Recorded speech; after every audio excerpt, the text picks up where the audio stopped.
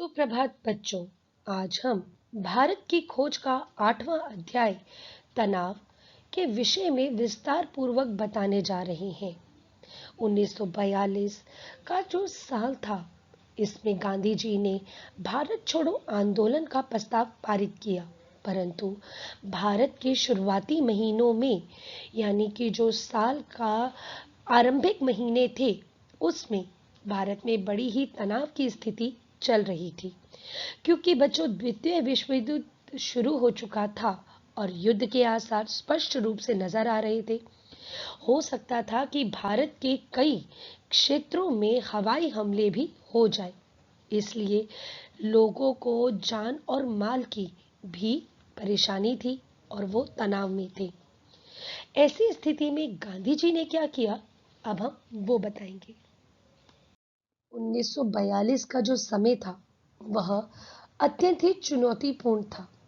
इसके अंतर्गत भारतीय लोगों ने ब्रिटिश सरकार को खुले शब्दों में चुनौती दी कि वे अब ब्रिटिश सरकार का शासन स्वीकार नहीं करेंगे, और उन्होंने भारत छोड़ो का प्रस्ताव पारित किया। अखिल भारतीय कांग्रेस कमेटी ने मुंबई में एक सभा बुलाई। बच्चों, ये जो सभा थी, ये 7 और 8 अगस्त को थी और ये एक खुली सभा थी, यानी कि इसमें कोई भी भारतीय सम्मिलित हो सकता था। इसके अंतर्गत एक प्रस्ताव पारित किया गया, या एक प्रस्ताव पर विचार किया गया, और वो प्रस्ताव था भारत छोड़ो। यह प्रस्ताव अत्यंत ही लंबा और विषाद था। इसके अंतर्गत कहा गया, गांधी जी ने कहा कि हम एक अंतरिम सरकार बनाएंगे जो कि मिली-जुली लोगों के द्वारा होगी। इसमें प्रत्येक वर्ग का, यानी कि जैसे मजदूर वर्ग का एक व्यक्ति, किसान वर्ग का एक व्यक्ति, व्यापारी वर्ग का एक व्यक्ति इस सरकार का प्रतिनिधित्व करेगा। तो बताने योग्य यहाँ पर यह बात है कि 7 और 8 अगस्त को गांधी जी ने एक सभा बुलवाई, और यह सभा 7 और 8 अगस्त को तो करी गई थी, लेकिन यह एक खुली सभा थी और इसमें एक प्रस्ताव पारित किया गया, जिसमें कि एक सरकार बनाने का निर्णय लिया गया, और यह सरकार भारत को आंतरिक और बाहरी रूप से सुरक्षा प्रदान करेगी। साथ ही साथ इसमें प्रत्येक वर्ग का एक प्रतिनिधि चुनने का भी प्रस्ताव रखा गया। बच्चों, इस सरकार का जो कार्य था, वो भारत को आंतरिक और बाहरी रूप से सुरक्षा प्रदान करना तो था ही था, लेकिन वो भी अहिंसात्मक ढंग से। गांधी जी ने इस आंदोलन का नेतृत्व बड़े ही अहिंसात्मक ढंग से किया और यह एक जन आंदोलन बन गया। गांधी जी और मौलाना आजाद ने अभी अपना भाषण जो था, उसको का समापन ही किया था कि उन्होंने कहा कि वह इस प्रस्ताव को पारित करने के लिए ब्रिटिश सरकार से, वायसराय से और संयुक्त राष्ट्र के अधिकारियों से बातचीत करेंगे, ताकि यह जो विचार किया गया है उसको लागू कर दिया जाए। बच्चों, लेकिन अभी बड़ी ही विडंबना ये थी कि 8 अगस्त सन 1942 को कांग्रेस कमेटी के द्वारा यह प्रस्ताव पारित ही किया गया था कि 9 अगस्त की सुबह सुबह कुछ ही घंटों में मुंबई व अन्य जगहों पर बहुत सारी गिरफ्तारियां होने लगी, और तो और देश के जितने भी बड़े बड़े नेता थे, जैसे गांधी जी, नेहरू जी, मौलाना आजाद, लाला लाजपत राय और जितने भी बड़े अधिकारी थे, उन सभी को जेल में डाल दिया गया। और इसी कारण से नेहरू जी को भी अहमदनगर की जेल में डाला गया। तो अगर मैं तनाव का पूरा सारांश आपको बताऊं, तो बताना चाहूंगी कि तनाव यानी कि एक परेशानी की स्थिति 1942 के महीने में जो आरंभिक महीने थे, वो बड़े ही तनावपूर्ण थे। युद्ध के आसार स्पष्ट रूप से नजर आ रहे थे और युद्ध की संभावना बढ़ती जा रही थी। डर था कि भारत के कई क्षेत्रों में हवाई हमले ना हो जाए। ऐसी स्थिति में गांधी जी ने एक खुली सभा का आयोजन किया और यह सभा 7 और 8 अगस्त को मुंबई में बुलाई गई। इसमें भारत छोड़ो प्रस्ताव को पारित किया गया, जो एक बहुत ही लंबा और विषाद प्रस्ताव था। इसके अंतर्गत गांधी जी ने कहा कि वे एक सरकार बनाएंगे और इस सरकार का कार्य भारत को आंतरिक और बाहरी रूप से सुरक्षा प्रदान करना होगा। साथ ही साथ यह सरकार अहिंसात्मक ढंग से ही कार्य करेगी। बच्चों, आगे यहाँ पर बताया गया कि गांधी जी ने जब 8 अगस्त को अपना भाषण समाप्त ही किया था, तो उन्होंने कहा था कि वह इसके बारे में 3 अधिकारियों से बात करेंगे। पहला, ब्रिटिश सरकार के अधिकारियों से, वायसराय से और संयुक्त राष्ट्र के प्रतिनिधियों से। परंतु अभी यह प्रस्ताव 8 अगस्त को पारित ही किया गया था कि 9 अगस्त की सुबह सुबह देश में अलग अलग जगह पर गिरफ्तारियां होने लगी और इसी कारण से नेहरू जी को भी अहमदनगर की जेल में भेज दिया गया और यहीं पर उन्होंने भारत की खोज नामक पुस्तक यानी कि डिस्कवरी ऑफ इंडिया नामक पुस्तक को लिखना शुरू किया। दो पृष्ठभूमियां यानी भारतीय और अंग्रेजी सरकार। तनाव की स्थिति बहुत ही ज्यादा हो चुकी थी। भारतीय लोग किसी भी कीमत पर अब अंग्रेजी शासन जो था वह स्वीकार करने के पक्ष में नहीं थे। भारत में जो भारत छोड़ो आंदोलन शुरू किया गया वो कोई आकस्मिक घटना नहीं थी। आकस्मिक का मतलब होता है अचानक घटित होने वाली घटना नहीं थी। इसके पीछे एक तीव्र चाह थी कि चाहे अब कुछ भी हो जाए, जितना भी अंग्रेजी सरकार हमारे ऊपर अत्याचार कर ले, लेकिन अब उनके अत्याचार को सहन नहीं किया जाएगा। ऐसी स्थिति में बड़ी ही उथल पुथल की स्थिति थी, जहां पर भारतीय हर कीमत पर अंग्रेजी सरकार को भारत से भगाना चाहते थे। वहीं अंग्रेजी सरकार अपना दबदबा बनाए रखने के कारण उन पर गोलीबारी कर रही थी और आंदोलनों को दबाने की कोशिश कर रही थी जो भारतीयों के द्वारा किए जा रहे थे। जनता जो थी बच्चों, वो असंगठित रूप से छोटे बड़े आंदोलन कर रही थी, क्योंकि जनता जो थी वो बहुत ज्यादा भड़क चुकी थी अपने नेताओं की गिरफ्तारी के कारण। और इन आंदोलनों को दबाने के लिए जो ब्रिटिश सरकार थी वो गोली कांड कर दिया करती थी, यानी कि भारतीय लोगों पर आए दिन गोलियां चलाई जा रही थी, जिसके कारण बहुत से भारतीय शहीद हो रहे थे। जो स्थानीय नेता थे उन्होंने आम जनता को शांत करवाने की कोशिश तो करी, लेकिन भारतीय लोग अब किसी भी कीमत पर ब्रिटिश सरकार का शासन स्वीकार करने के पक्ष में नहीं थे।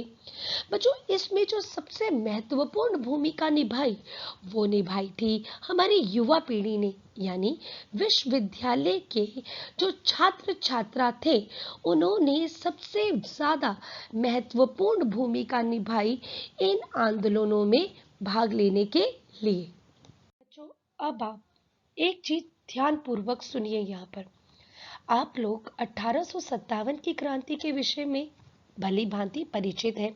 1857 की क्रांति जिसमें मंगल पांडे, रानी लक्ष्मीबाई, तात्या टोपे, नाना साहिब ये सभी सम्मिलित थे। बहादुर शाह जफर भी सम्मिलित थे। ये क्रांति जो थी बलपूर्वक चुनौती देने की थी ब्रिटिश सरकार को, लेकिन बच्चों ये क्रांति पूर्णतः असफल रही थी। कारण यह था कि इस क्रांति में एकजुटता की बहुत ज्यादा कमी थी। यह क्रांति केवल उत्तर भारत में ही फैली थी, जबकि दक्षिण भारत में इस क्रांति की तरफ से कोई भी सहयोग नहीं दिया जा रहा था। यहाँ के लोगों ने बलपूर्वक चुनौती देने की कोशिश तो करी, परंतु ब्रिटिश सरकार के सामने ये खड़े तो हो गए, लेकिन इसकी मूर्खता ये थी कि यहाँ पर ब्रिटिश सरकार की शक्ति को जाने बिना ये लोग ब्रिटिश सरकार के सामने आ गए थे। ठीक इसी तरह से 1942 में भी मूर्खतापूर्ण ये कार्य किया गया। जनता बहुत ज्यादा क्रोधित थी और उन्होंने बिना किसी योजना के एक बड़ी संख्या में ब्रिटिश सरकार को चुनौती देनी शुरू कर दी। लेकिन वहीं दूसरी ओर जो ब्रिटिश सरकार थी उसके पास हथियारबंद सैनिक थे, गोला बारूद था और इतने निहत्थे लोगों को मारने की वो शक्ति भी रखते थे। तो जिस तरह से 1857 की क्रांति मूर्खतापूर्ण और बेमौके पर की गई थी, उसी तरह से जो 1942 में जो आंदोलन किया गया था वो भी मूर्खतापूर्ण माना गया। लेकिन इस क्रांति में एक बात पूरी तरह से स्पष्ट हो गई कि चाहे अब कुछ भी हो जाए, ब्रिटिश सरकार के शासन को स्वीकार नहीं किया जाएगा। युद्ध और अवसर का चुनाव किए बिना जब एक बड़ी भीड़ ब्रिटिश सरकार के सामने आकर खड़ी हो गई, तो यह प्रतिक्रिया एक नासमझी वाली और मूर्खतापूर्ण मानी जाने लगी। लेकिन इस प्रतिक्रिया ने वहीं एक बात पूरी तरह प्रदर्शित कर दी कि लोग जो हैं वो देश पर मर मिटने के लिए पूरी तरह तैयार हैं। यदि इन दंगों में सरकारी आंकड़ों की माने तो इन दंगों में 1028 लोग मारे गए और 3200 लोग घायल हुए। लेकिन यदि अगर मैं भारतीय लोगों की मानूं तो बच्चों, इस दंगे में 25,000 लोग मारे गए और अनगिनत लोग जो थे वो घायल हुए थे। इसके बाद ब्रिटिश सरकार के कई इलाके जो थे वो उनके शासन से समाप्त हो गए थे, जिसे पुनः अंग्रेजों को हासिल करने के लिए एक बहुत बड़ी कोशिश करनी पड़ी। तो यहाँ पर हमने उथल पुथल की स्थिति के विषय में पढ़ा कि जब नेताओं की गिरफ्तारी कर ली गई तो आम जनता जो थी वो भड़क उठी थी। वह किसी भी कीमत पर ब्रिटिश शासन को स्वीकार करने के पक्ष में नहीं थी। इसमें महत्वपूर्ण भूमिका सबसे ज्यादा कॉलेज में पढ़ने वाले छात्र छात्राओं ने निभाई थी। लेकिन यह प्रतिक्रिया 1857 की क्रांति की तरह मूर्खतापूर्ण और बेमौके की मानी गई, क्योंकि इसमें जो भारतीय लोग थे वे बिना किसी योजना के हथियारबंद सैनिकों के सामने जाकर खड़े हो गए थे। जहां पर इस प्रतिक्रिया ने बेमौके पर करके इसे मूर्खतापूर्ण प्रमाण दिया, वहीं पर यह भी स्पष्ट किया कि भारतीय किसी भी कीमत पर अब ब्रिटिश सरकार का शासन स्वीकार करने के पक्ष में नहीं है। ब्रिटिश सरकार ने कई दंगे किए और इन दंगों में माने तो भारतीय जो थे वो 1028 लोग मारे गए थे और 3200 लोग घायल हुए। लेकिन यदि अगर हम भारतीय आंकड़ों की माने तो इसमें 25,000 लोग, जो कि एक बहुत बड़ी संख्या है, वो मारी गई थी और अनगिनत लोग घायल हुए थे। अर्थात ब्रिटिश शासन को यह पता चल गया था कि इस उथल पुथल को दबाना अब अत्यंत ही कठिन कार्य है। भारत की बीमारी यानी कि अकाल। बच्चों, 1942 के दंगों से अभी भारत पूरी तरह उठ भी नहीं पाया था कि भारत में 1943 में एक बड़ी ही कुदरत की मार पड़ी और वो था अकाल। ये अकाल जो था वो अत्यंत ही भयानक था और इस अकाल ने भारत को तन और मन दोनों से ही तोड़ दिया था। भारत तन और मन दोनों से बीमार हो चुका था। ये इतना भयंकर अकाल था कि जो कि ब्रिटिश शासन के 170 वर्षों से होने वाले शासन में अभी तक नहीं पड़ा था। यह अकाल बंगाल और पूर्व के दक्षिण भारत में फैला था।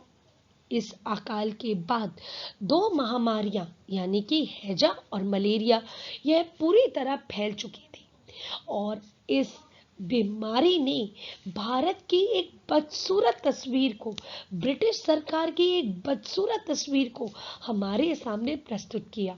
ब्रिटिश सरकार के शासन में हमने देखा कि इस अकाल के समय में कोलकाता में जगह जगह पर लाशें बिखरी पड़ी हैं। लोगों के पास न खाने के लिए है, न पहनने के लिए है, और इस महामारी के कारण लोगों के पता नहीं कितने अपने जो थे वो मौत की बलि चढ़ चुके थे। लेकिन ऐसा हाल सिर्फ नीचे के तबके के लोगों में था, जबकि जो ऊपर के तबके के लोग थे वहां पर नाच गाने हो रहे थे, रंग रलियां मनाई जा रही थी, दावतें उड़ाई जा रही थी, विलासिता का प्रदर्शन भी किया जा रहा था। यानी कि भारत में ये जो अकाल पड़ा उसने भारत को दो भागों में बांट दिया, जहां पर एक तरफ मलेरिया और हैजे से ग्रस्त जो लोग थे वो भूख से त्राही त्राही होकर मर रहे थे, वहीं दूसरी ओर कलकत्ता में जो ऊपरी तबके के लोग थे वहां पर नाच गाने दावतों ने लोगों की उस बदसूरत तस्वीर को लोगों के सामने प्रस्तुत किया, जिसे आज भी बुलाए जाना असंभव कार्य है। भारत अंतर विरोधों का देश कहा जाने लगा, जहां भारत में कुछ लोग अत्यधिक ही धनी थे, वहीं कुछ लोग बहुत ही गरीब थे। यहाँ पर आधुनिकता का चलन भी था और मध्य युगीनता यानी कि पुरानी घिसी पीटी रूढ़ियों को मानने वाले लोग भी थे। यहाँ शासक भी था और यहाँ पर जो शासक का अत्याचार सहने वाले शासित लोग भी थे। यहाँ पर ब्रिटिश सरकार का राज्य भी था, तो यहाँ पर भारतीय भी अपने मूल निवास पर रह रहे थे। यानी कि भारत जो था वो एक अंतर विरोधों का देश कहा जाने लगा। और ऐसे में जो कलकत्ता में जो इसका स्पष्ट रूप दिखाई दिया उसे भुलाया भी नहीं जा सकता। भारतीय जनता लगातार गरीब पे गरीब बनती जा रही थी, भुखमरी में उसे अपना जीवन व्यतीत करना पड़ रहा था। ऐसे समय में भारत में ब्रिटिश शासन पर बंगाल की भयानक बर्बादी के अंतरिम फैसला दे दिया था। यानी कि बंगाल में जो इतना अत्याचार हो चुका था, अब यह अंतिम फैसला हो चुका था कि कुछ ही समय के बाद ब्रिटिश सरकार यहाँ से चली जाएगी। अपनी मृत्यु से 3 साल पहले टैगोर जी ने एक चित्र उकेरा था। बच्चों, उन्होंने कहा था कि ये कैसा भारत छोड़ के जाएंगे। अंत में उनके सदियों पुराने प्रशासन की जब धारा सूख जाएगी तो ये कितना पीछे कीचड़ और कचरा छोड़कर जाएंगे।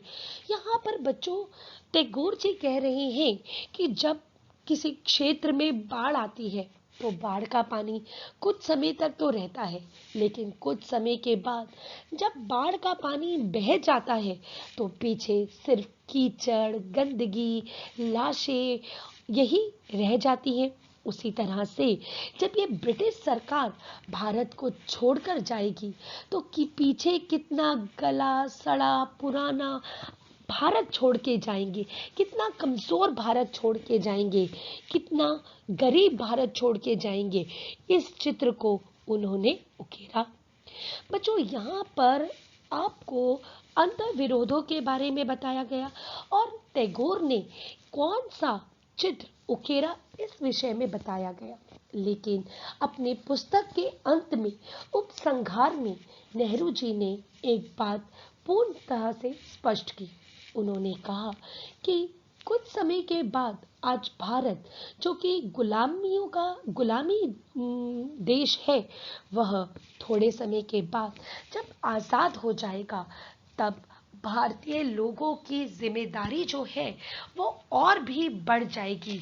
जहाँ पर हमें अपने देश की सुरक्षा को बनाए रखना है, वहीं अपनी प्रगति की रफ्तार को भी बनाए रखना होगा। हमें अंतर्राष्ट्रीय संबंधों को बनाए रखना होगा ताकि हम दूसरों से मदद लेकर हम अपने प्रगति की रफ्तार को बढ़ा सके। हमें दूसरे देशों पर निर्भर नहीं रहना, हमें मैत्रीपूर्ण संबंध स्थापित करने हैं, उनकी अच्छी बातों को अपने देश में लेकर आना है, पुरानी गली सड़ी परंपराओं को अपने देश से हटाना है। इसलिए प्रत्येक भारतीय को एकजुट होकर प्रगति की रफ्तार को बहुत अधिक बढ़ाना होगा। अंत में बच्चों, यहीं पर आपकी भारत की जो खोज पुस्तक है उसका समापन होता है। यहाँ पर हमने तनाव की स्थिति के बारे में पढ़ा, भारत में जो युवा पीढ़ी थी उनके कार्यों के बारे में पढ़ा, बंगाल के अकाल के बारे में पढ़ा, अंतर्विरोधों के देश के विषय में पढ़ा, टैगोर जी ने जो चित्र उकेरा उसके विषय में हमने यहाँ पढ़ा, और अंत में नेहरू जी के विचारों को भी हमने भली भांति समझा। धन्यवाद।